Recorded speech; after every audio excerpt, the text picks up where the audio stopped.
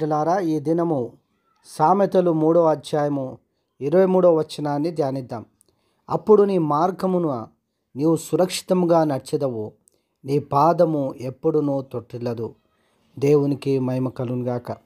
దేవుని బిడ్డలారా, దేవుని యొక్క వాక్యము సెలవిస్తూ ఉంది, అప్పుడు నీ మార్గమున నీవు సురక్షితంగా నడిచెదవు.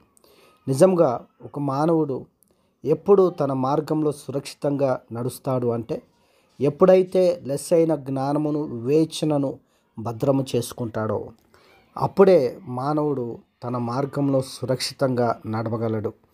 దేవుని యొక్క జ్ఞానమును సంపాదించుకోకపోతే, దేవుని దగ్గర నుండి వివేచనను భద్రం చేసుకోకపోతే, తాను ఎటు వెళ్తున్నాడో, తన ప్రయాణం ఎటు సాగుతుందో తనకే తెలియదు. దేవుని బిడ్డలారా, దేవుని జ్ఞానం మన జీవితంలో ఎంతో ప్రాముఖ్యమైంది.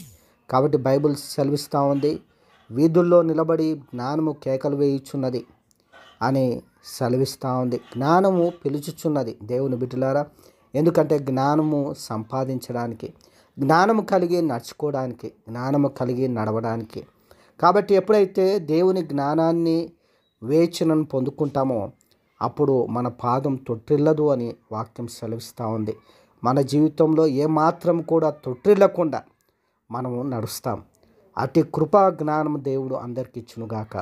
ఆమేన్.